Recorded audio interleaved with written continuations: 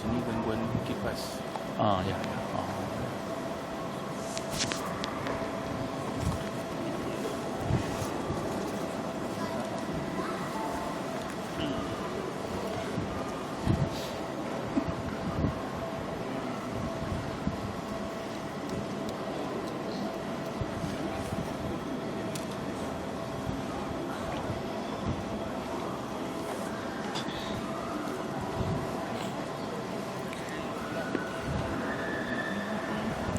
Assalamualaikum warahmatullahi wabarakatuh.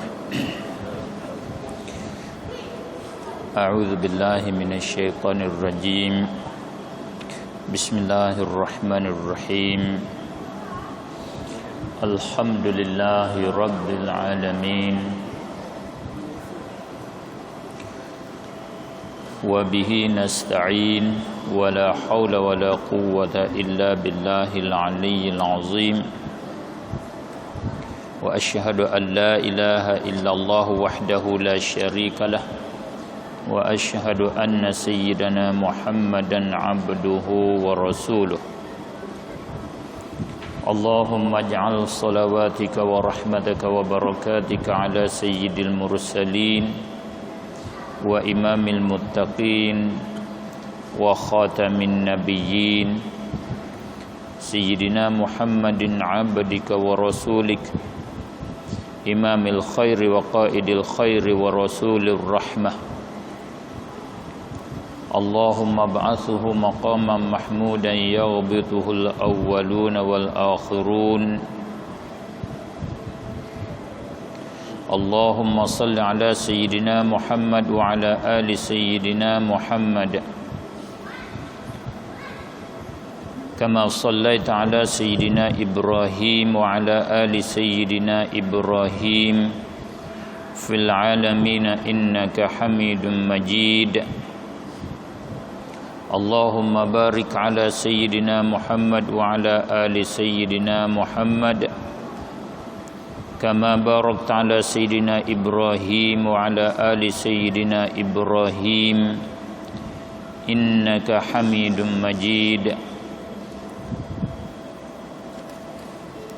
اللهم افتح علينا أبواب فضلك وانشر علينا من خزائن رحمتك برحمتك يا أرحم الراحمين ربنا اشرح لنا صدورنا ويسر لنا أمورنا ربنا آتنا من لدنك رحمة وهيئ لنا من أمرنا رشدا اللهم وفقنا لإصابة الصواب والحق وزينا بالإخلاص والصدق وأعذنا من شر الخلق واختم لنا بالحسنى في لطف وعافية يا رب العالمين اللهم بك أصبحنا وبك أمسينا وبك نحيا وبك نموت وعليك نتوكل وإليك النشور أصبحنا وأصبح الملك لله والحمد لله رب العالمين ربنا نسألك خير هذا اليوم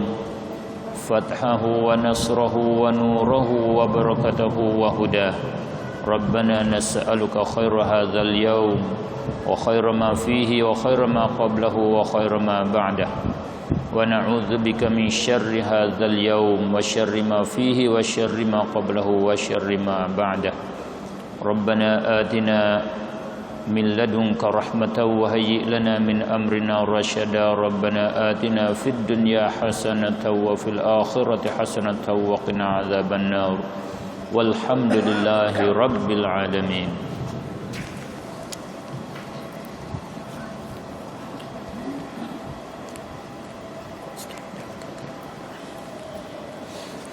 Alhamdulillah, sama-sama kita syukur kehadrat Allah Subhanahu wa taala.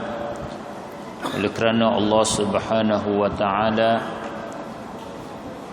Dia kasih dan sayang kepada kita dengan Dia taufik dan hidayah kepada kita, ataupun Dia tunjuk jalan kepada kita seperti Dia tunjuk aulia-aulia kekasih-kekasih dia.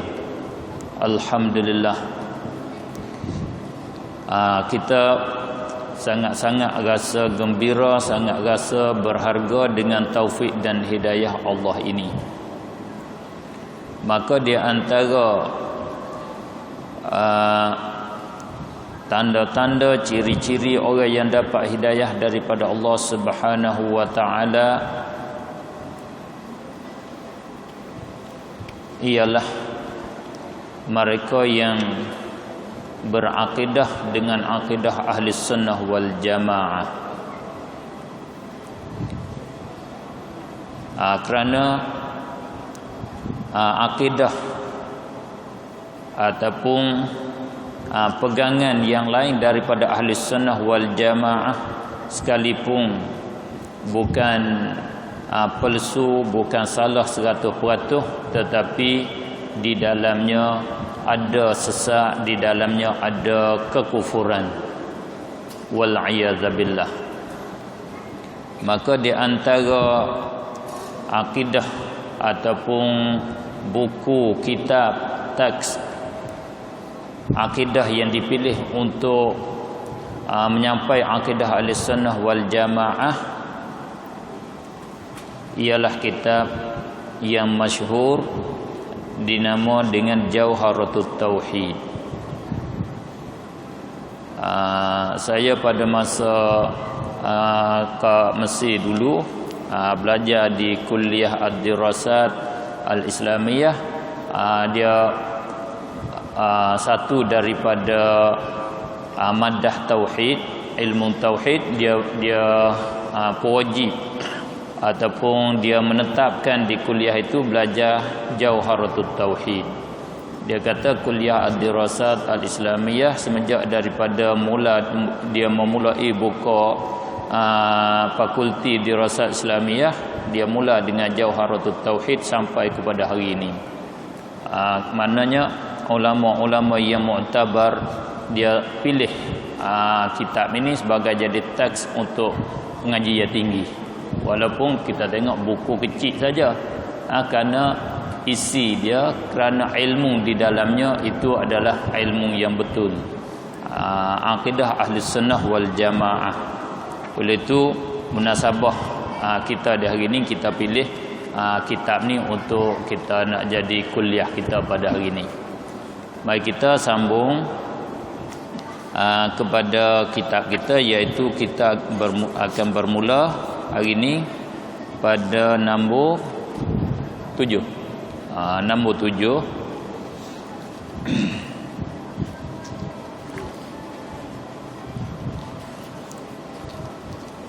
Dia kata qala Syekhul Muallif rahimahullahu taala wa nafa'ana bi'ulumihi fid darain amin.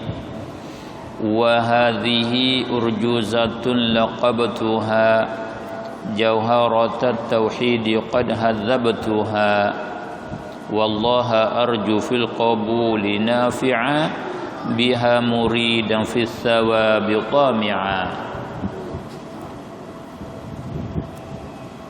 Bahasa Melayunya, dan inilah satu nazam dari Bahar Rajaz. Inilah dia tunjuk, dia isyarat kepada kitab yang ada di dalam hati dia, kitab yang ada di dalam zihin dia, iaitu Al-Kalimat Al-Mustahdharah fi Dhihni. Tiap-tiap ulama, tiap-tiap penulis sebelum daripada dia tulis, dia menggambarkan, dia bawa hadir di dalam otak dia ataupun di dalam hati dia apa yang dia nak tulis. Dia sudah gambar dah dia nak tulis macam mana, isinya macam mana. Maka bila dia tulis khutbah, dia kata hadza ataupun hadhihi, seolah-olah yang dia gambar ni dah ada kat depan dia. Ini maksudnya gambaran kelimah-kelimah kitab yang ada di dalam zihin dia ialah urjuzah. Urjuzah ni satu bentuk bercakap berbentuk ada ada timbangan, ada irama dia. Ada irama dia, ada wazan dia tu. Cara bercakap ni dia ada dua bentuk. Cakap biasa seperti yang ditarjamah tu dia nama cakap biasa. Cakap biasa tu bahasa Arab panggil kalam nathar. Biasa. Nak mendulu yang mana ke dia letak susung biasa. Seperti kita bercakap harian ni nama dia kalam nathar. Seperti kebanyakan hadis Rasulullah sallallahu alaihi wasallam, innamal a'malu binniyat, dan upamanya itu kalam nathar. Satu lagi bentuk bercakap dia panggil dia bercakap dengan cara bernazam. Cakap berbentuk, ada timbangan, ada irama dia.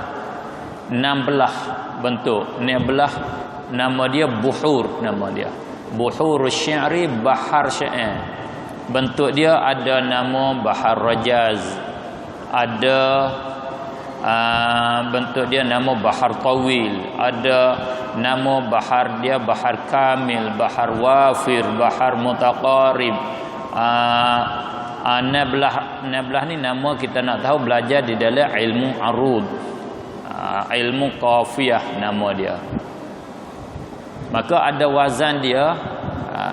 Di sini bila kata urjuzah iaitu satu cara bercakap bentuk bahar rajaz nama dia.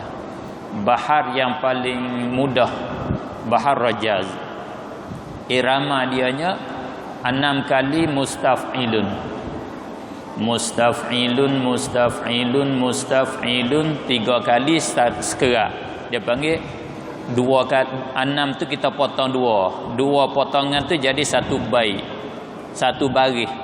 Satu rumah dia panggil satu bait.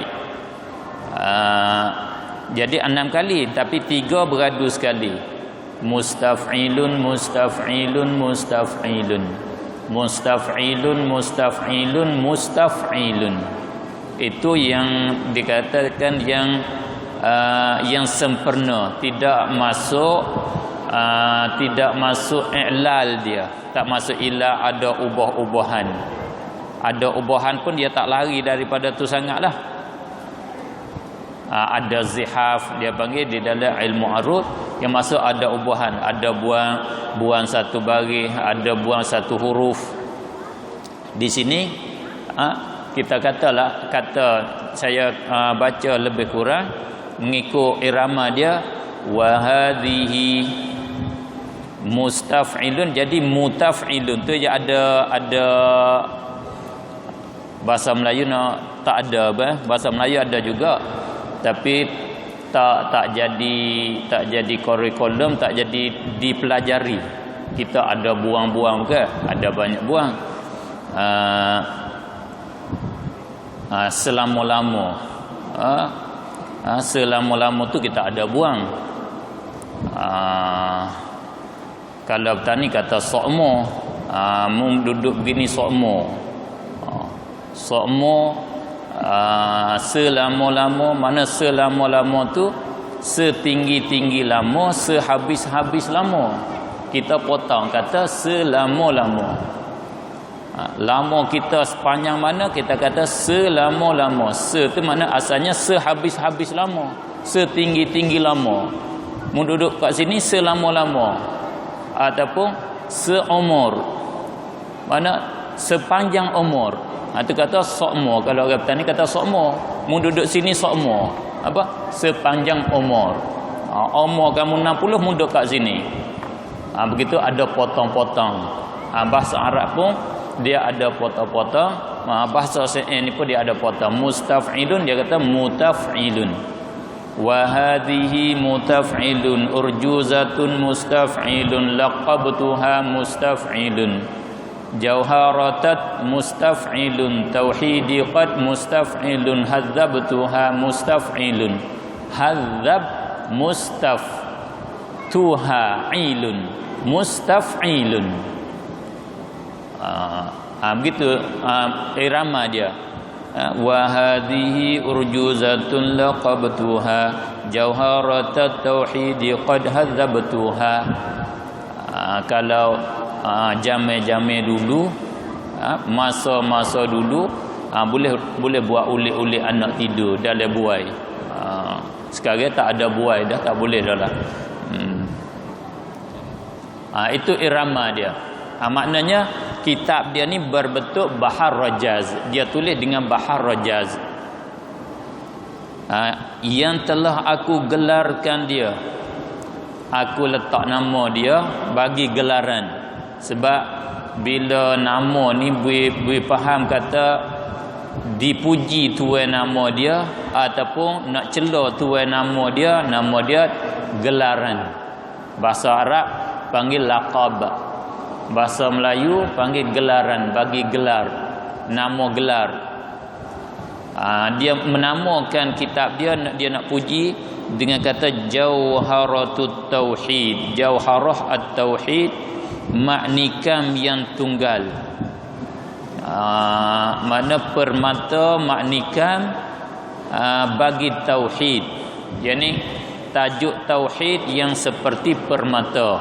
Mana dia nak puji, letak dengan nama, faham kata bagus sangatnya kitab dia.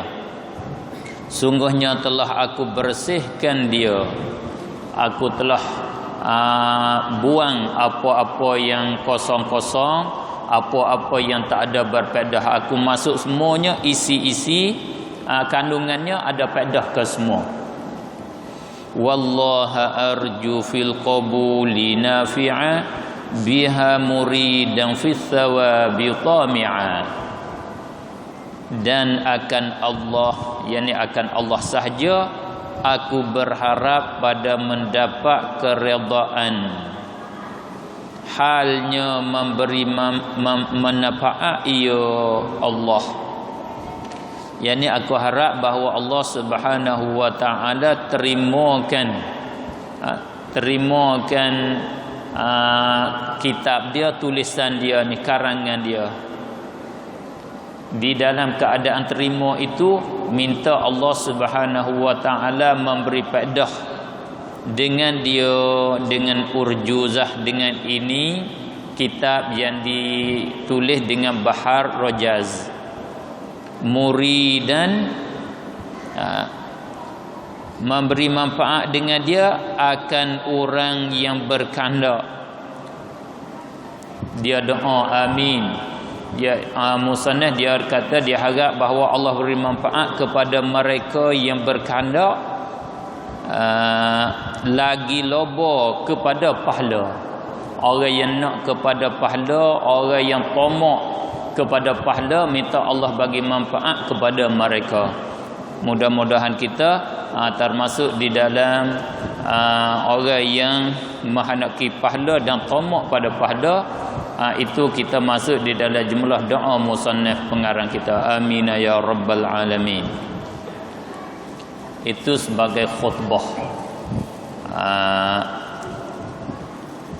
Ni yang di belakang ni baru nak masuk kepada tujuan. Fa kullu man kullifa syar'an wajaba alaihi an ya'rifa ma qad wajaba lillahi wal jaiza wal mumtani'a wa misla dzali ruslihi fastami'a. Maka tiap-tiap orang yang telah diberati pada syarak, maksud tiap-tiap orang yang diberati pada syarak iaitu mukallaf. Maksud mukallaf itu orang yang diberati pada syarak. Apa maksud diberati pada syarak? Orang yang syarak, orang yang Allah paksa dia, Allah memesti ke atas dia beberapa hukum-hukum Allah Subhanahu wa taala atas segala hukum Allah Subhanahu wa taala. Maka dhabit ataupun kaedah kita nak kenal mukallaf, di dalam syarat dia buat syarat, satunya orang tu sampai umur. Kalau kanak-kanak, budak tak sampai umur tak panggil mukallaf, syarat tak paksa dia. Yang kedua, berakal. Kalau orang gila, syarat tidak paksa dia. Yang ketiga, sampai dakwah, sampai seruan. Kalaulah orang asli duduk di dalam bukit tak sampai seruan, dia tidak nama mukallaf. Bermaknanya dia tidak bersolat, dia tak semaya, dia tak puasa, dia tak kenal Allah Subhanahu wa taala, dia tak salah, dia tak berdosa, dia tak masuk neraka. Dengan sebab dia bukan mukallaf. Kita ke semua, kita sudah sampai dakwah, sampai ajaran agama. Kita berakal, kita sudah sampai umur, maka dinama kita semua mukallaf, mukallafin. Allah paksa suruh kita semaya, puasa, zakat, haji, kena kenal dia. Perkara haram mesti tinggal, perkara wajib mesti dibuatkan. Ini nama dia orang mukallaf, orang yang dipaksa di atasnya oleh syarak. Maka wajib di atas, maka tiap-tiap orang yang mukallaf wajiblah atasnya mengetahui ia akan sekalian barang yang wajib. Barang yang wajib lillah, bagi Allah. Itu dia sambung dengan bait yang kedua, bait yang di bawah. Dan yang harus dan yang mustahil pada haknya Ta'ala. Dan wajib mengetahui akan seumpama yang demikian itu, barang yang wajib, barang yang mustahil, barang yang harus, bagi sekalian pesuruh Allah, maka dengarlah olehmu. Apa maksud dia? Maksud dua baris ini, musannif rahimahullahu taala dia nak bagi tahu kepada kita, kata tiap-tiap mukallaf mesti kenal Allah Subhanahu wa taala. Itu mana wajib alaihi ay ya'rifa ma qad wajaba. Wajib kita kenal Allah Subhanahu wa taala. Kenal Allah Subhanahu wa taala inilah dikatakan tauhid. Siapa tak kenal Allah Subhanahu wa taala, orang itu nama orang bersyirik dengan Allah Subhanahu wa taala. Orang itu syirik, musyrikin.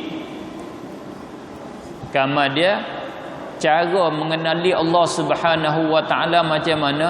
Cara kenal Allah, kita kena kenal sifat-sifat yang berkait dengan Allah Subhanahu wa taala. Di dalam tajuk sifat yang berhubung kait dengan Allah, tak lepas daripada tiga. Sifat yang wajib baginya, sifat yang mesti dia bersifat. Kalau dia tidak bersifat dengan sifat ini, cakap bukan tajuk ilmu. Kita cakap supaya kita nak faham. Kalau tajuk ilmu lain, tak betul dengan kaedah ilmu. Kalau Allah tak bersifat dengan sifat ini, Allah tak boleh jadi Tuhan. Allah bukan Tuhan. Itu makna sifat yang wajib. So Allah kata rukun Tuhan. Rukun Tuhan, siapa nak jadi Tuhan kena ada sifat ni. Itu nama sifat wajib. Itu bukan kaedah ilmu. Kalau bercakap dengan kaedah ilmu, sifat yang wajib, sifat yang kalau tak bersifat dengan sifat ni tak tergambar, tak sau, tak nampak. Kata Allah itu Tuhan. Ataupun dengan kata lain, sifat yang tentu, sifat yang tentu sungguh, sifat yang tidak boleh ternafi pada Allah Subhanahu wa taala. Kalau ternafi dia, hasil perkara yang mustahil, hasil perkara yang tak boleh jadi, hasil perkara yang tak terima pada akal. Contohnya, kalau Allah tidak bersifat dengan qudrat, tentu Allah lemah. Kalau Allah lemah, tentu alam ini tak ada. Alam ini tak boleh ada. Tak boleh ada ni tak boleh terima pada akal. Kalau kata alam ni tak ada, tak boleh terima pada akal. Sifat-sifat seperti ini dinamakan sifat yang wajib bagi Allah Subhanahu wa taala. Maknanya, kesimpulannya, kita kesemua mukallaf wajib kenal Allah Subhanahu wa taala. Siapa tak kenal Allah, orang itu kafir. Orang itu bersyirik dengan Allah wal-iyadzabillah. Sehingga ulama kita kata, kalau seorang itu mukallaf, katalah umur 15, dia mukallaf umur 15, dia tak belajar untuk mengenali Allah Subhanahu wa taala di dalam masa yang kalau dia belajar, dia boleh kenal Allah Subhanahu wa taala di dalamnya. Masa ni sepatut dah nak kenal Allah. Katalah kita kata 1 bulan ataupun 3 bulan. Di dalam 3 bulan ni boleh nak belajar untuk mengenali Allah. Tetapi dia cuaikan. Dia biar masa dia berlalu dengan tidak belajar. Lalu 3 bulan, ditakdir dia tu meninggal dunia.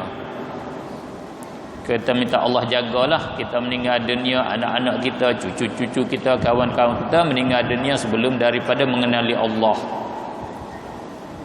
Selepas pada 3 bulan kemudian daripada balik, dia meninggal dunia di dalam keadaan dia tidak mengenali Allah, maka dihukum dia mati di dalam kufur, mati di dalam kafir wal-iyadzabillah. Tu kata ini perkara yang wajib. Sebab tu ulama kita sudah ijma' awwaluddin ma'rifatullah. Awwaluddin, awal agama ma'rifatullah, mengenali Allah Subhanahu wa taala. Bukan hadis Rasulullah. Itu bukan hadis, selalu ada di dalam kitab Melayu kita. Dan juga kita Arab pada, dia kata Rasulullah sallallahu alaihi wasallam bersabda awwaluddin ma'rifatullah. Tidak ada di sana sanad, tidak ada di dalam kitab-kitab hadis yang menyebut lafaz awwaluddin ma'rifatullah.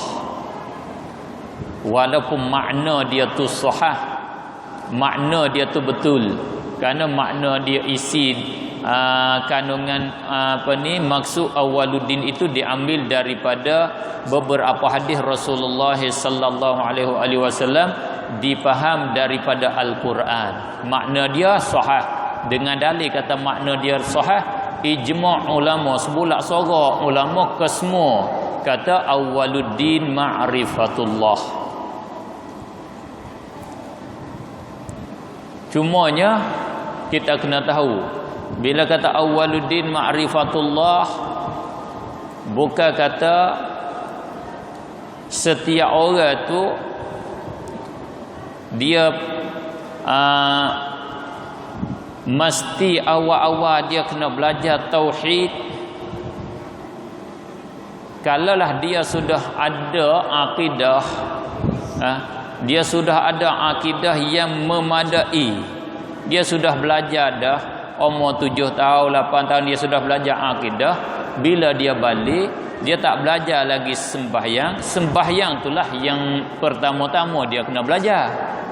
Kalau kita buat andaian kata dia tak ada langsung, kosong, orang ni baru masuk Islam, dia kosong, tak tahu apa, itulah mana awal-awal mesti kita kena ajar tauhid kepada dia, kena ajar cara mengenali Allah Subhanahu wa taala. Itu mana awwaluddin ma'rifatullah. Kemudian cara untuk kita nak ajar, cara kaifiat untuk nak mengenali Allah macam mana. Ulama kita sudah buat kesimpulan di masa yang terkini, di masa yang kemudian ni, ambil cara, iaitu cara kita menyampaikan ataupun cara kita mengenali ma wajaba alaihi ma wajaba lillah wal jaiz wal mumtani'. Kita tahu barang yang wajib bagi Allah, barang yang mustahil di atas Allah, barang yang harus bagi Allah. Itu cara ulama kita ahli sunnah wal jamaah. Siapa kena sifat yang wajib bagi Allah, siapa kena sifat yang mustahil di atas Allah, siapa yang kena sifat harus bagi Allah, orang itu kenal Allah Subhanahu wa taala. Ini kena dengan secara umum pada uruf ulama kalam, pada uruf ulama tauhid. Adapun kena Allah yang dipanggil pada istilah, pada uruf orang tasawuf, dia panggil orang arif billah, orang yang kena Allah sebenar-benar kena. Itu lain pula, itu tajuk lain, itu istilah ulama tasawuf. Kita kena bagi istilah dia, kita kena ada asingkan pengertian dia tu. Adapun mujassimah ataupun salafiyah, cara dia untuk nak memperkenalkan Allah, dia memperkenalkan dengan tauhid 3. Cara dia kenal begitu. Ini tak sama. Cara dia nak menyampai tauhid, dia menyampai dengan secara tauhid 3. Kita kena uluhiyatillah, kita kena rububiyatillah, kita kena asma'i was sifat. Itu cara dia. Maka cara ini tak mesti, tak wajib. Yang penting kita kenal Allah Subhanahu wa taala mengikut sebagaimana yang disampaikan oleh Sayyiduna Rasulullah sallallahu alaihi wasallam, dan yang disambut oleh sahabat daripada Rasulullah yang turun temurun sampai kepada kita. Ataupun dengan kata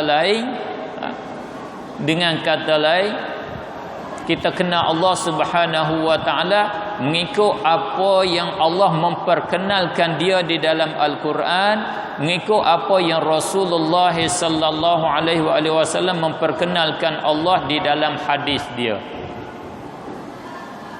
Bagai bentuk cara tak mesti. Bandingnya, contohnya seperti kita belajar Al-Quran. Masa saya dulu, saya belajar dengan cara kaedah Baghdadiyah. Alhamdulillah, satu cara yang barakah. Kemudian di hari ini kita tukar cara, belajar dengan cara qiraati. Lain kita belajar, tapi sampai ke dak matlamat sampai. Qiraati pun cara yang barakah. Ubah sikit cara.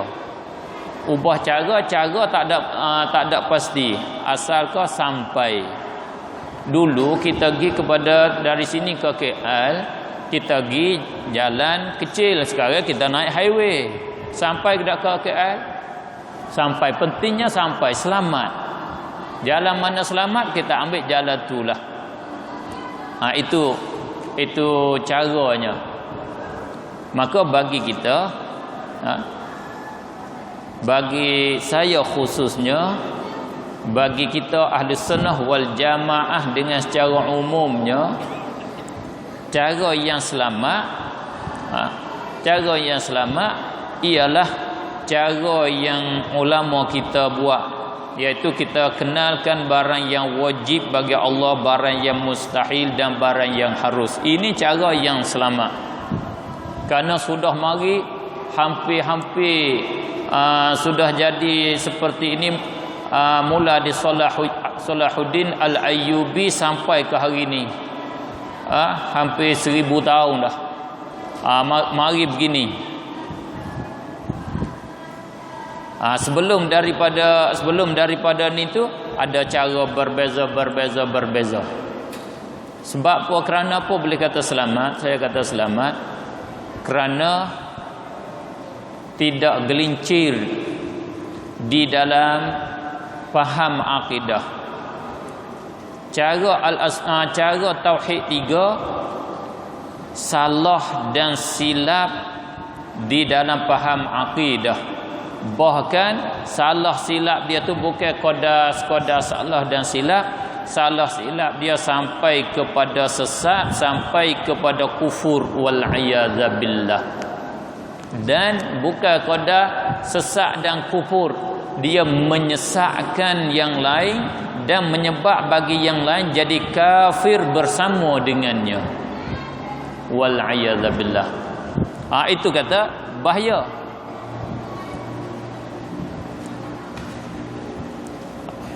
Nak mendetail nanti, kalau hajat kita detailkan, kalau tak hajat kita tinggalkan dulu. Kita mai pada kitab kita. Itu makna cara kita nak kenal Allah Subhanahu wa taala. Mesti kenal. Di antara hujah, di antara dalilnya, kita mesti kenal Allah Subhanahu wa taala. Allah kata di dalam Al-Quran, fa'lam annahu la ilaha illallah. Hendak engkau mengetahui. Allah kata fa'lam, hendak engkau mengetahui. I'lam, fi'il amar, ambil daripada ilmu. Allah suruh. Kita belajar, ulama kita sudah buat kaedah al-amru lil wujub. Bila suruh menunjuk di atas wajib. Bila dia kata aqimus solah, wajib solah, hendak kamu mengerjakan solah. Bila dia kata i'lam, hendaklah kamu mengetahui. I'lam ambil daripada ilmu, hendaklah kamu bersifat dengan ilmu. Apa makna ilmu? Yakin. Jangan 50-50. Kalau 50-50 dia panggil syak. Jangan 49 turun sampai pada 1%. Dia panggil waham. Jangan kita zan 51% sampai 99 pun tak boleh. Mesti 100%. Kena kamu bersifat dengan ilmu annahu la ilaha illallah. Maklum kita, hak kita mesti tahunya, tidak ada Tuhan melainkan Allah. Tidak ada Tuhan melainkan Allah. Apa makna tidak ada Tuhan melainkan Allah? Kadang-kadang silap kita faham kat situ. Kita faham kata tidak ada Tuhan, yakni tidak ada yang disembah dengan sebenar melainkan Allah. Itu silap di dalam kita menyepitkan, kita mesepitkan, mempicikkan makna ilah. Setengah daripada silap, setengah daripada salah pada syarak, faham makna pada syarak, dipaham makna ilah, iaitu al-ma'budu bihaqqin faqat, yang disembah dengan sebenar sahaja. Itu silap di dalam faham. Karena ilah, sebagaimana istimalatil Quran, sebagaimana pakai Al-Quran, lafaz ilah di dalam Al-Quran dipakai dengan makna Tuhan, bukan semata-mata yang disembah. Tuhan yang disembah, Tuhan yang mengaturkan kesemuanya, Tuhan yang mengaturkan alam, Tuhan yang menurunkan hujan, Tuhan yang mematikan yang mati, Tuhan yang menghidupkan yang mati, Tuhan mematikan yang hidup, Tuhan yang memberi panas, Tuhan yang memberi kemarau, Tuhan yang menurun hujan. Itu makna ilah. Kesemua. Mana la ilaha illallah, tidak ada Tuhan melainkan Allah. Wajib kita tahu begitu. Tak boleh syak, tak boleh waham, tak boleh zan. Kata Allah saja ilah. Apa makna Allah saja ilah? Allah saja yang disembah. Tak betul. Tak betul itu. Sebab Allah bukan dia saja yang disembah, dia juga sahaja yang mengaturkan ke semua. Kita kena kenal begitu. Kalau kenal kata dia saja yang disembah, tak mencukupi lagi. Tak mencukupi. Oleh kerana demikianlah syarat dia pilih lafaz ilah untuk menunjuk di atas tauhid la ilaha illallah. Kerana lafaz ilah tu lebih umum daripada yang disembah. Yang disembah yang mengatur. Betul lah di dalam kitab Melayu, kita orang Melayu terjemah tidak ada Tuhan. Dia tidak terjemah tidak ada yang disembah. Dia terjemah tidak ada Tuhan. Sebab Tuhan ni lebih luas daripada yang disembah. Tuhan yang disembah pun dia panggil Tuhan. Tuhan yang membuatkan semua perkara pun dia panggil Tuhan. Sebab Tuhan ni makna tuan segala perkara. Tidak ada tuan yang sebenar. Begitu lebih tepatnya. Tidak ada tuan yang sebenar melainkan Allah Subhanahu wa taala. Atau mesti di atas mukallaf mengetahui. Sebab kerana apa kita mesti mengetahui? Pengarang kita kata id kullu man qallada fit tauhidi imanuhu lam yakhlu min tardidi. Baca dengan nazar tu dia tak seperti kalam nasar. Kalau kita bercakap biasa kena baca iz kullu man qallada fit tauhid imanuhu lam yakhlu min tardid. Kena wakaf begitu.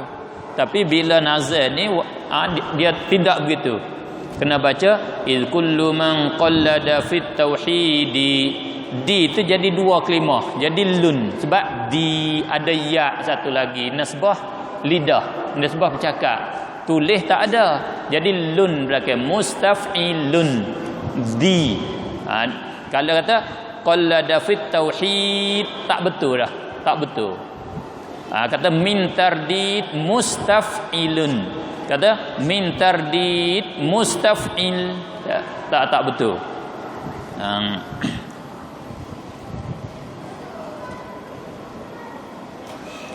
Imanuhu lam yakhlu min tardidi mustaf'il. Situ bukan mustaf'ilun, mustaf'il. Tardid dia buat. Nama dia buat sebab khafif. Kalau kita belajar dalam Arab, lun tu nama dia panggil sebab khafif. Dua huruf yang kedua sakin lun. Bunyi lun tu nama dia sebab khafif. Bila buang hak tu mustaf'ilun jadi mustaf'il. Itu panggil sebagai arud bagi bahar rajaz. Tauhidi mustaf'il. Tak cukup tu. Kira tak cukup. Kalau kita kata tadi 6 kali mustaf'ilun, dia tak cukup lun satu tu. Kena potong lun tu baik. Boleh. Bila kita susun di dalam bahar ni kita tahu tepat kena boleh potong tak boleh potong dia tu. Sebab tu orang yang boleh bernazar ni orang yang mahir di dalam bahasa Arab, mahir di dalam ilmu bahasa Arab. Sebab tu saya kagum kepada Tok Syekh Ahmad Al-Patani, dia orang Melayu ni, Tok Syekh Ahmad Al-Patani dan anak-anak murid dia. Dia boleh bernazar, dia boleh bercakap dengan bahasa Arab dengan cara bernazam. Kita jangan kata nak bercakap tahu bernazam pun tak tahu. Kita tahu irama menazam ni ada berapa. Tahu dah, aku belajar dah tadi. Macam mana? Tahu, aku tak tahu dah. Wazir-wazir dia pun kita tak tahu. Apa kita nak tahu penyakit, cara i'lal, cara boleh buat dia. Mana Tok Syekh Ahmad ni seorang daripada tokoh ulama di dalam alam kita Melayu. Tinggi ilmu dia boleh menazir dengan tauhid seperti Jauharah. Ada nazir dia, nazir tajuk ilmu tauhid tetap sama lebih 100 bait lebih sama dengan Jauharah. Dia boleh menazir dan dia hatta dia bercakap dengan raja-raja Melayu, dia hantar surat dengan bahasa Arab, tulis dengan cara bernazam. Tok Syekh Ahmad. Di sini dia tak cukup. Iz kullu man qallada fit tauhidi jadi mustaf'il. Imanuhu mustaf'ilun lam yakhlu min mustaf'ilun tardidi mustaf'il. Tak jadi mustaf'ilun, dia buat lun keluar. Sebab apa mesti kita kena yakin? Kerana tiap-tiap orang yang bertaklid pada ilmu tauhid, orang yang ikut betul-betul ilmu tauhid dengan tidak mengetahui, dia sedikit tak mengetahui, dia ikut saja. Guru dia kata Allah ada, dia pun Allah ada. Guru dia kata Allah tak seperti dengan yang baru, dia kata Allah tak seperti dengan yang baru. Guru dia kata Allah tidak beranggota, dia kata Allah tidak beranggota.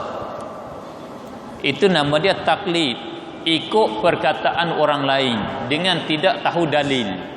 Itu nama taklid, ikut akan yang lain dengan tidak tahu dalil, dengan tidak tahu hujjah. Dalil dia kat mana, kamu faham kat mana? Dah, aku tak faham, aku ikut saja. Maka tiap-tiap mereka, tiap-tiap orang yang bertaklid, imannya tiada sunyi daripada syak atau keraguan. Iman orang taklid ni dia tak lepas daripada syak.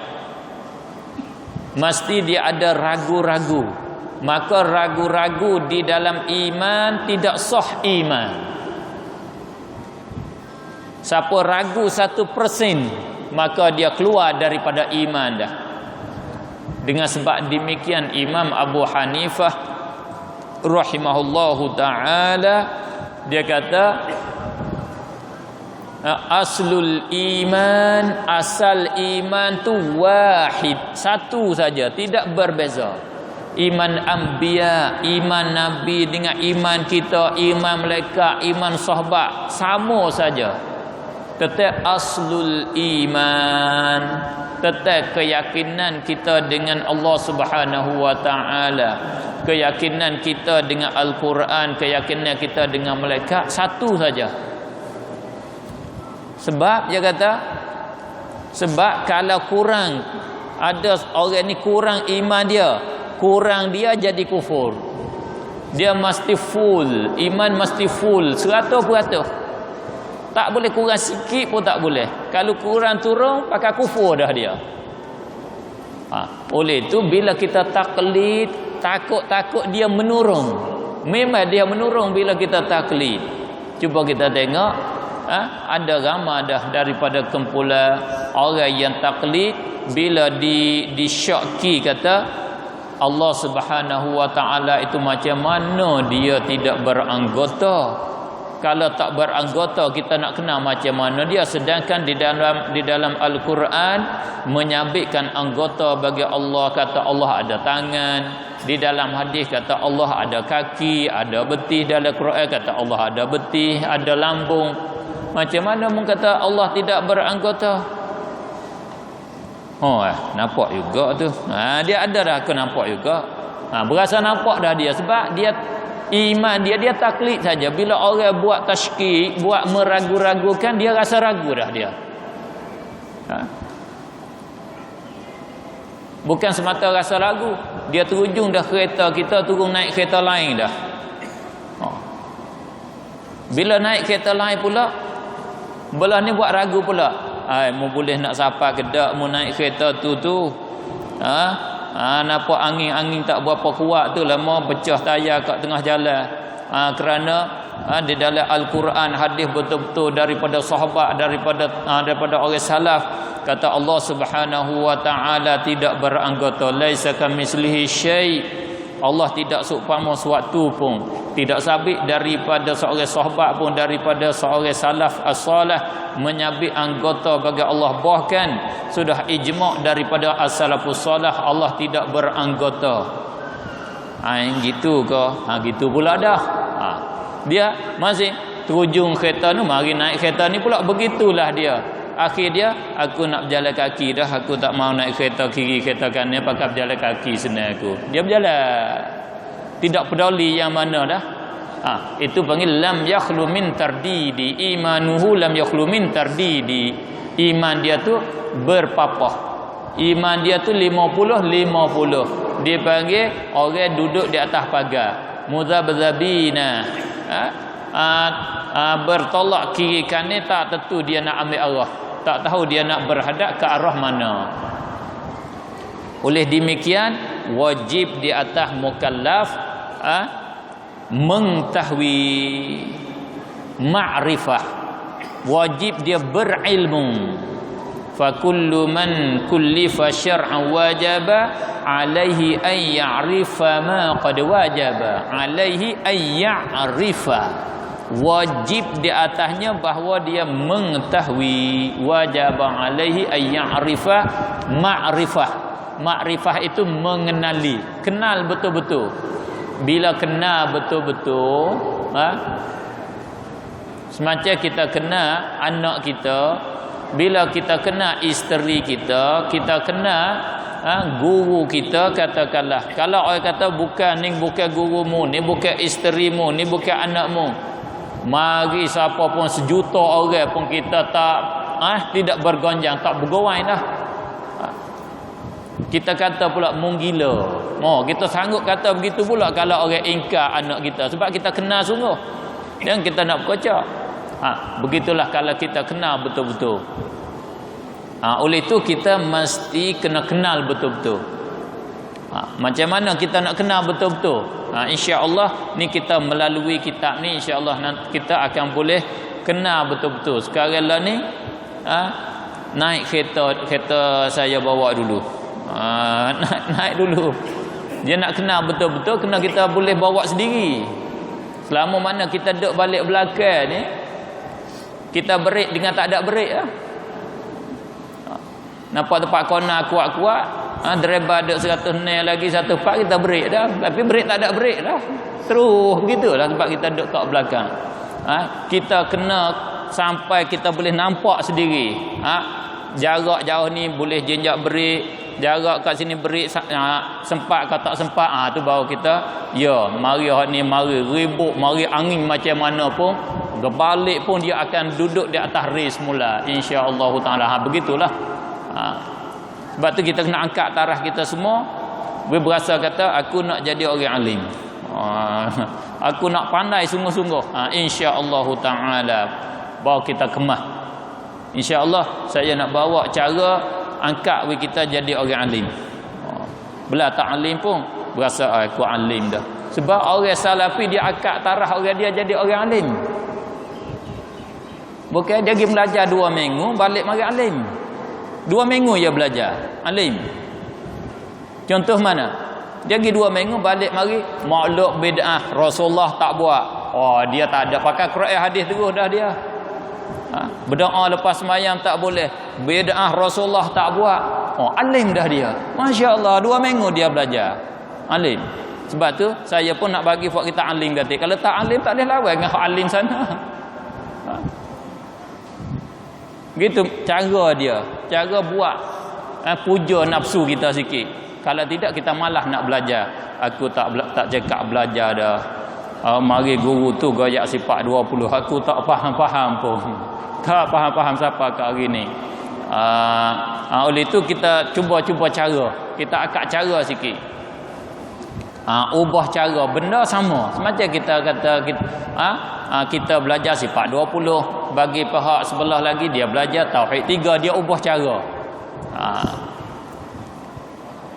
Sebab tu kita tak boleh taklid. Itu maksud tua kitabnya. Tak boleh kita taklid, mesti kita kena yakin. Bahkan taklid ni di tajuk mana-mana pun dia begitulah. Kalau tajuk dunia pun gitu. Semacam kita sekarang dunia WhatsApp, dunia internet. Masuk dalam WhatsApp kita, masuk dalam internet kita, masuk di dalam Facebook kita, kita tengok ini berita-berita. Bila orang kata, betul ke tu? Tahu ada kawan hantar. Begitulah. Dia tak kemah. Kalau dia tak tahu sendiri, dia tak kemah. Kita kena tahu sendiri. Macam pengalaman saya di dalam ilmu. Contohnya kita kata, selalu kita kata hadis Rasulullah awwaluddin ma'rifatullah. Karena kita terima dengan taklid. Bila mari di masa belakang, ada orang yang meragu-ragukan, betul ke hadis tu? Hadis kat mana hadis tu? Kita pun ya ke? Tengok-tengok balik, nampak tak tahu. Tu jadi ragulah kita sebab kita semata taklid aja. Ini pengalaman saya. Sebab tu bagi saya apa yang saya terima selama mana saya tak boleh tengok di tempat sendiri, hak guru saya kata, dan yang si penceramah kata, bila tidak ada marajak tempat sumber rajak ke dia, saya tak boleh tengok. Saya rasa tak berpuas hati, rasa tak kemah, tak boleh nak memutus kata-kata. Kena tengok, oh ini ada di dalam kitab ni, ini ada di dalam kitab ni. Saya selalu terima bila kita musafir, bila kita musafir sampai ke Kuala Lumpur kat sini, kita semaya jamak dan qasar kat sana. Bila balik kat sini, belum lagi masuk asar. Belum masuk asar, wajib ke tak kita i'adah asar. Sebab kita sampai kat sini tak masuk asar lagi. Saya terima selalu ada kata, bila sampai kepada kampung halaman, kita tak masuk lagi waktu asar, kita kena i'adah, kena semaya semula asar. Saya pun bila mengajar di soal, saya kata begitu, kena i'adah. Bila kita cek balik tengok, bacalah kitab ulama, bacalah kitab Imam Nawawi Minhajut Talibin, oh hak kata i'adah tu kul yang kedua, pendapat yang kedua. Pendapat yang pertama tak wajib i'adah. Oh pula dah ada yang buat kata, aku ni tak boleh dah, kena tengok sendiri gatik dah, pandai tengok dah ni, Allah nak bagi suruh tengok gatik, tak boleh taklid dah. Tu kena tengok lah. Tapi kita yang orang awam ni tak pandai nak baca kitab bahasa Arab, walau bagaimanapun kena naik kereta orang lah. Seolah kata kita ni orang panggil nak naik kapal, nak boleh bawa kapal ni bukan mudah-mudah. Ingat nak faham hukum agama ni kalau bawa kapal lah. Walaupun boleh nak belajar, tapi nak beli kapal awak belajar tu, nak beli kat mana kita? Susah sikit lah. Naiklah dulu. InsyaAllah satu hari kalau Allah nak bagi izin pada kita, kita boleh masuk di dalam bilik orang bawa pun tak apa dah. Nampak kata cara bawa gini, tak apa dah. InsyaAllah ta'ala paling kurang kita nampak cara driver bawa tu macam mana.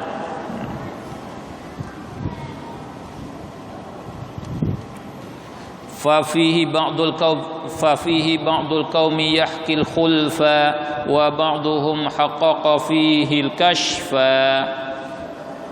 Kerana keraguannya itu, keraguan pada akidah, pada tauhid, pada ilmu tauhid, setengah ulama menceritakan bersalah-salahan pada sah imannya atau tidak. Tajuk taklid.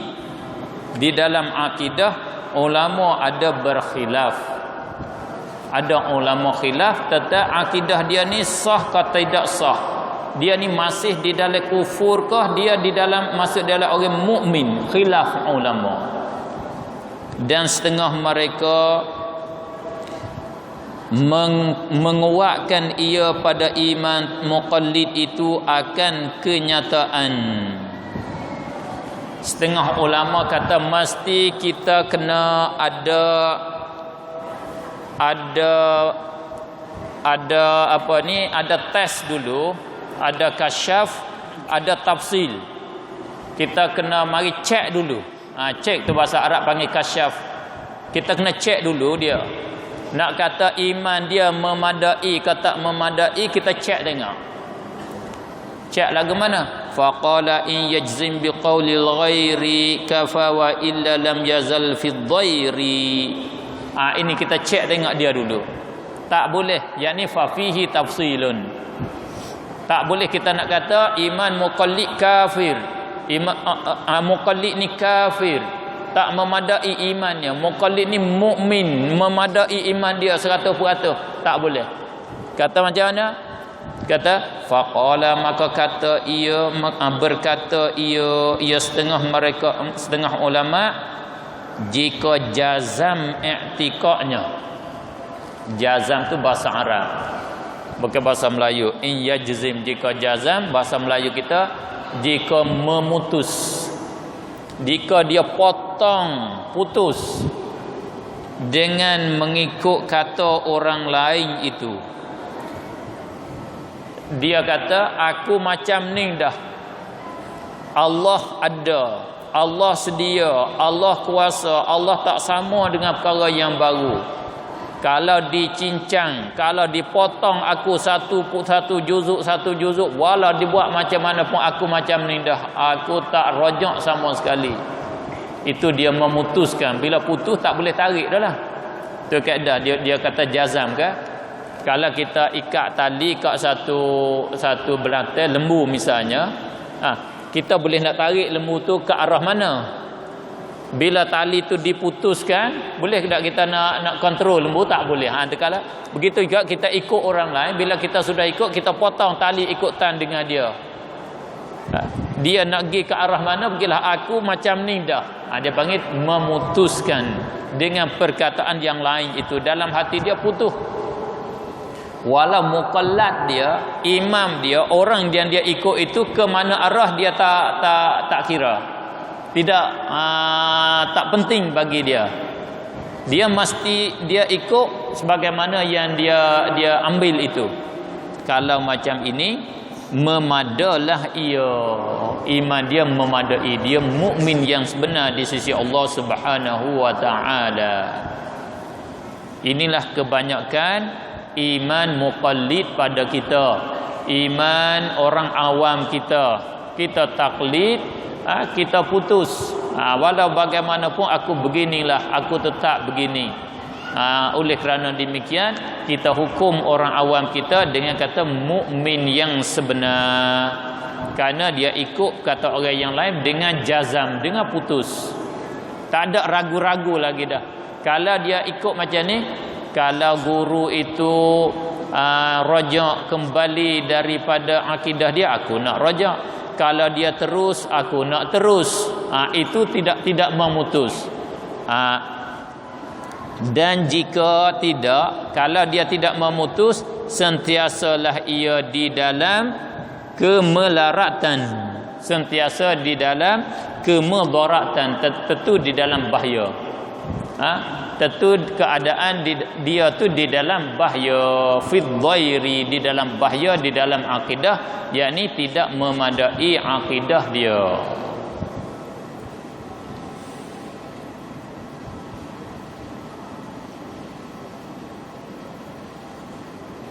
Nampaknya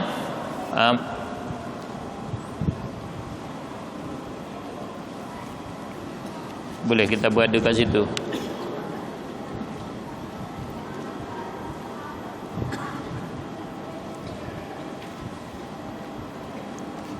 Bolehkah? Kasih sikit lagi.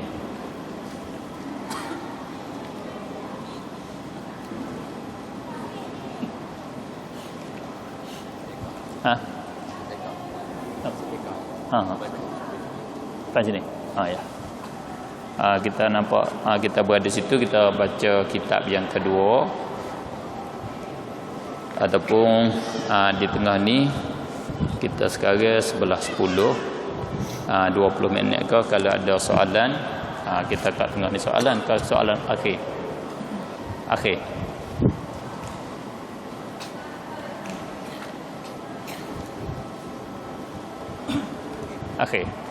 Soalan kita tak 15 minit akhir, insya-Allah taala.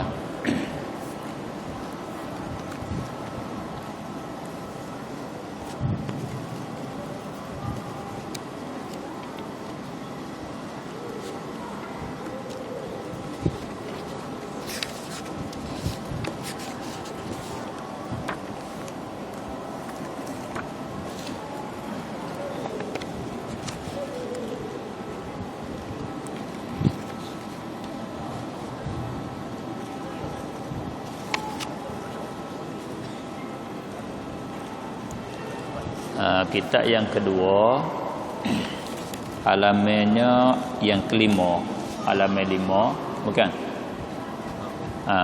Halaman 5.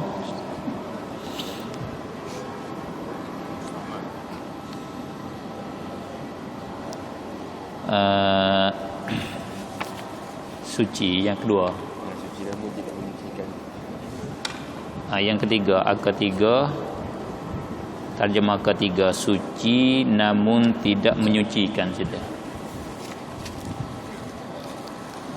bahagian air yang ketiga,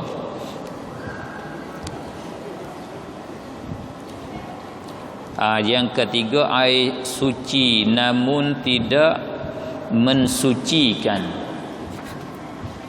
Itu di dalam istilah fiqh dia panggil tahirun fi nafsi ghairu mutahhirin li ghairi. Ini pembahagian air. Ini satu nur Islam. Satu Islam kita jadi cahaya lebih daripada agama yang lain yang didakwa. Agama Islam menitik berat di dalam kebersihan.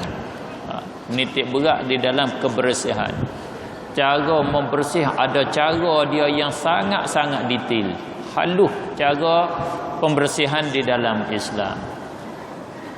Lain pada Islam dia membersih dengan alkohol, dengan apa saja, nampak zahir saja bersih. Hakikat mengandungi kuman-kuman, mengandungi berbagai-bagai kotor-kotor yang membawa bahaya.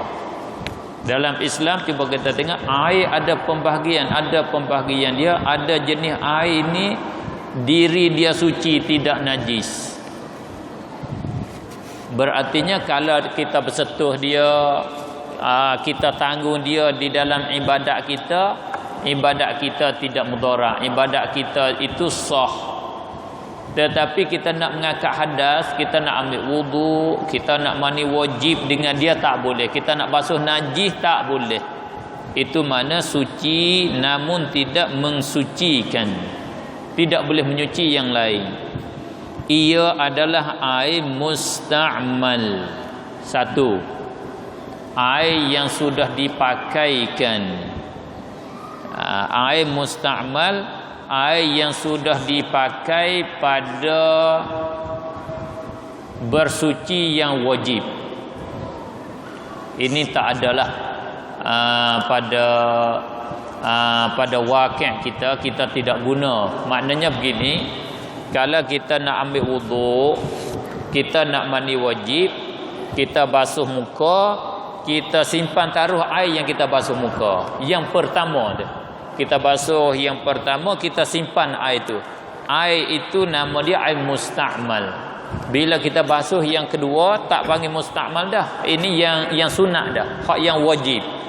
Kalau kita mandi junub, mandi wajib, kita tadah bekas kat bawah kita jiruh kali yang pertama tu boleh 1 liter, 2 liter dalam bekas, nama air musta'mal. Air itu kita ambil boleh suci. Tidak boleh kita nak basuh najis, tak boleh kita nak ambil wuduk semula, tak boleh. Itu nama musta'mal nama dia. Maka wakil kita tak ada siapa pun yang guna air itu, ambil mai guna semula. Kita guna, kita buang terus. Cumanya bila kita belajar tajuk ni ada hubung kait dengan dunia sekarang.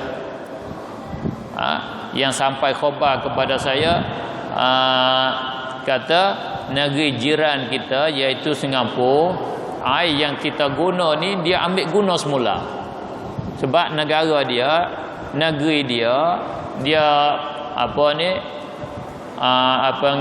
fakir dengan air. Dia air dia ni dia jimat kerana air dia susah, tak ada kan. Sebenarnya air banyak, tapi Allah tak tunjuk kepada dia. Air banyak, negara dia air banyak. Tapi Allah nak tunjuk, kata walaupun cerdik dia membodoh lagi. Dia tak sedar aja. Dia bila kita guna buat ambil wuduk ke, dia mandi ke, semua dia simpan taruh. Dia masuk di dalam simpanan dia, ambil mari guna semula. Singapura ada alat dia, mari proses, mari guna semula. Macam mana tu kita nak ambil wuduk kat Singapura?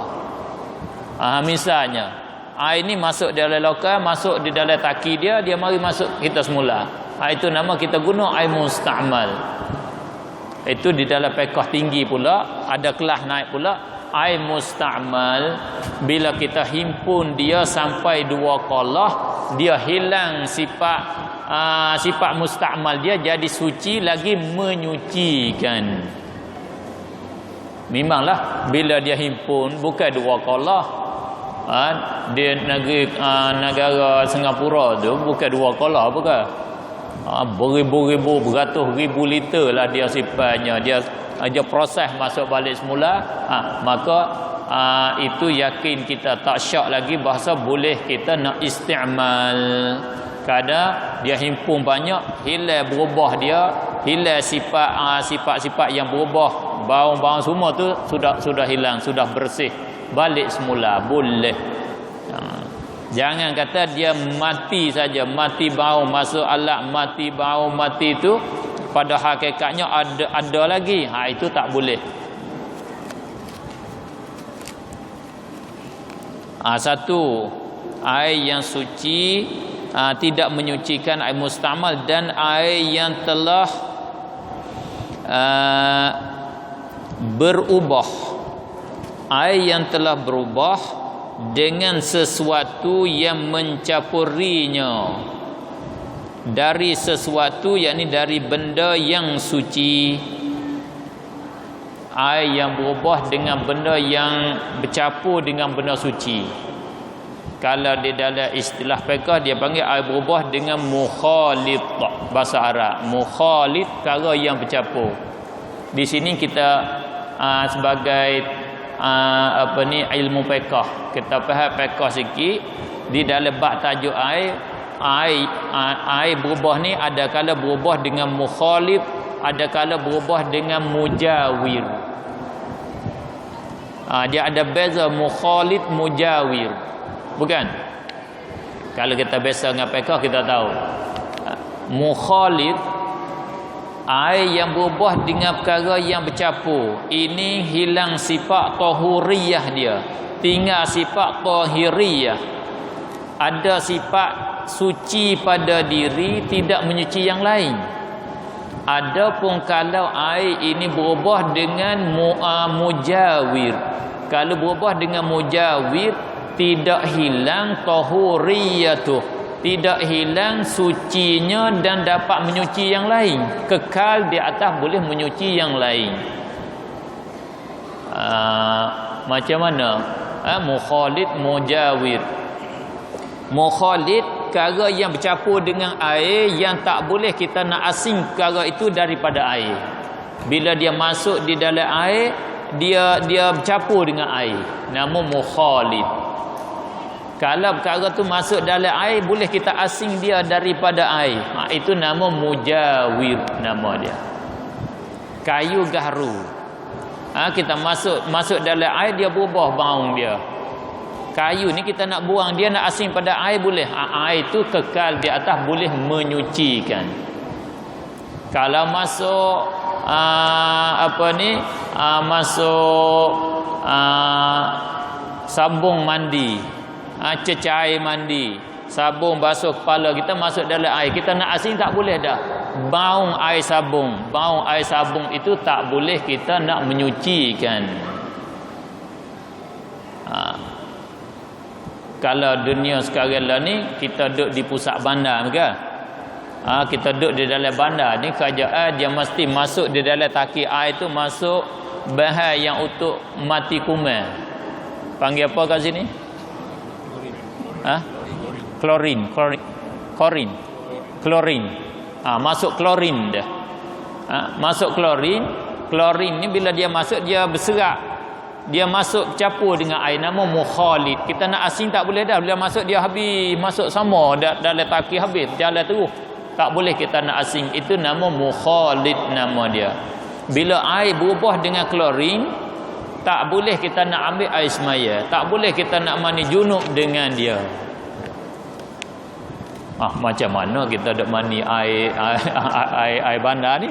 Kena borang, kena ambil air suku lah kita ni, macam mana? Tak tahulah, saya tak tanggungjawab ni. Saya kata tak boleh. Saya tak boleh mari ke Melaka kalau saya kata tak boleh. Sebab orang Melaka marah. Pentadbir bandar Melaka tak bagi masuk. Dia kata aku tak boleh masuk klorin dah, sebab apa boleh kata tak boleh. Berubah ni dia ada dua berubah. Satu, berubah sebagai berubah yang banyak.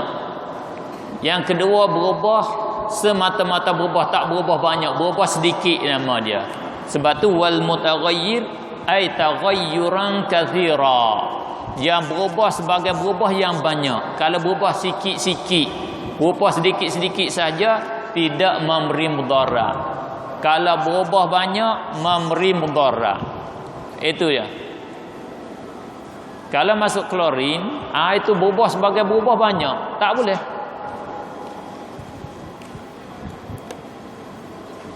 Macam mana berubah banyak?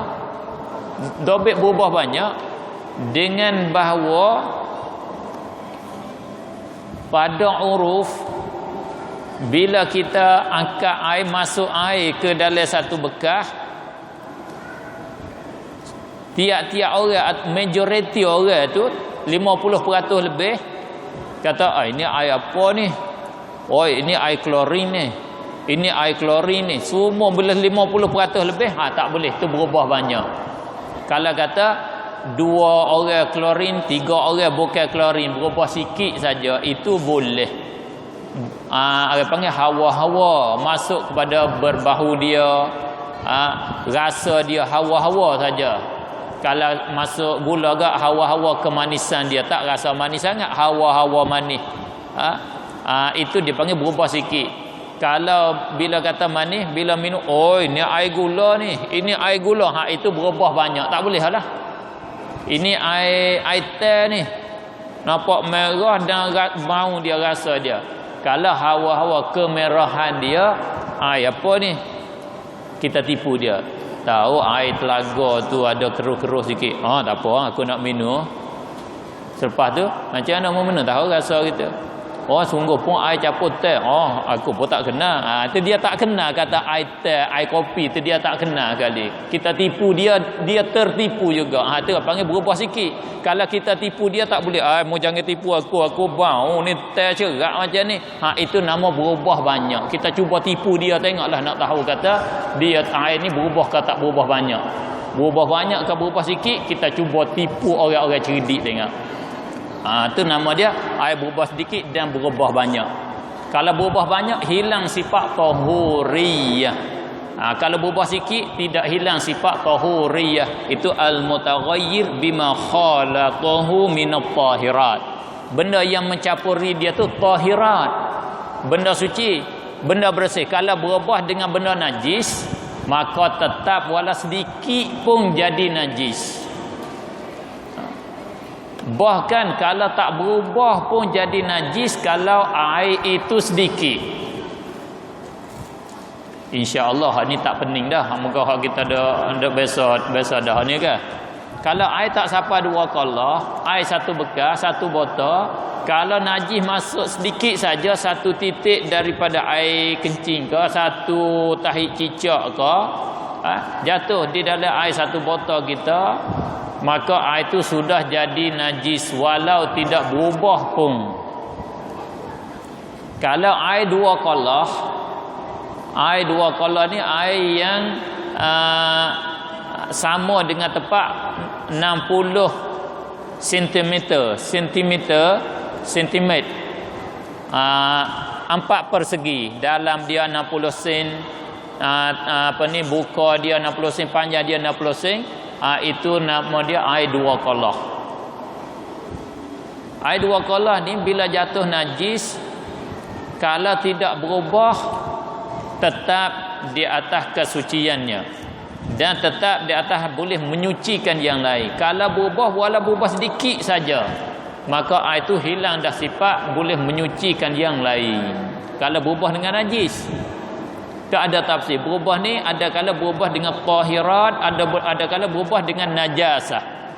Kalau berubah dengan najasah, dengan najis sedikit saja tak boleh.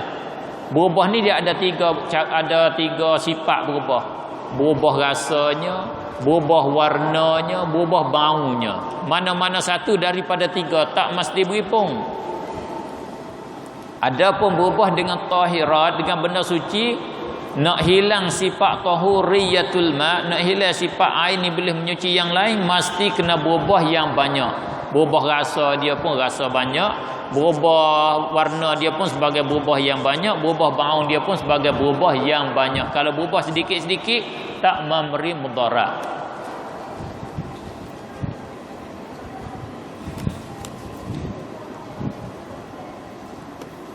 Itu makna dari berubah dari sesuatu yang suci. Yang keempat, air najis. Ia adalah air yang telah tercampuri najis. Air yang bercampur dengan najis, air yang jatuh najis di dalamnya tapi berubah kerana najis tersebut. Dia berubah kerana najis yang tersebut. Betul ke tu? Air tersebut tidak kurang, saya takut. Dan ia air yang tersebut itu tidaklah kurang dari 2 qalah. Tidaklah kurang daripada 2 qalah, itu silap terjemah. Tidaklah kurang daripada 2 qalah. Apa makna tidaklah kurang? Tidak kurang. Tidak kurang, tidak bawah. Tak betul lah. Kalau kata tidaklah kurang, itu tak betul. Kalau kata tidaklah kurang dari 2 qalah, maknanya dia tu tidak sampai 2 qalah. Itu baru betul. Maksud kat sini, sedangkan air yang tersebut itu kurang daripada 2 qalah. Bukan makna tidaklah kurang, makna kurang daripada 2 qalah. Dun makna kurang, bukan makna tidak kat sini. Wa huwa dunul kullatain, kurang daripada 2 qalah. Duna, kalimah duna di dalam bahasa Arab ada makna tidak. Ada dun makna kurang. Di sini makna tidak juga, tidak 2 qalah. Dunal kullatain, tidak 2 qalah. Bukan tidak kurang, tidak 2 qalah. Mana tidak 2 qalah ni tidak sampai 2 qalah lah. Ke bawah daripada 2 qalah. Dia ada dun makna di bawah.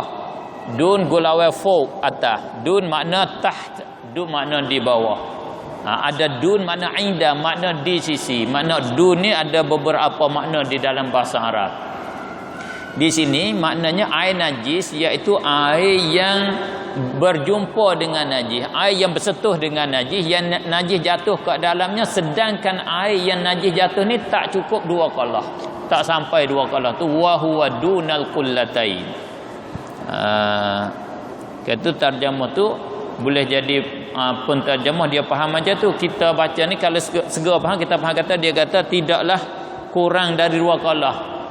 Buang kurang tu tak apa, tidaklah buang kurang tu, tidaklah 2 qalah, dia tak cukup 2 qalah.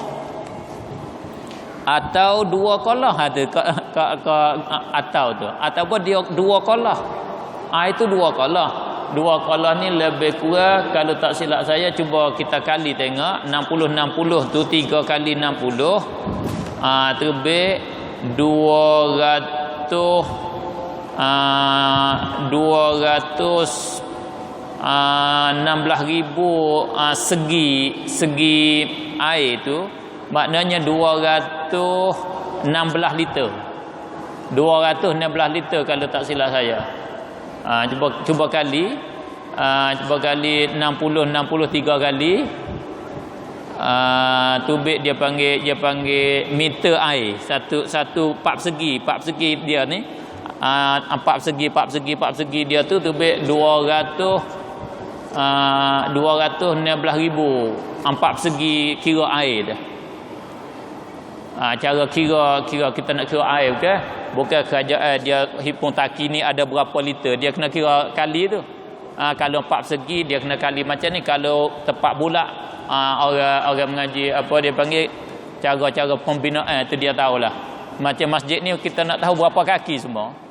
Kita kena kali dia, kali panjang dia dengan buka dia.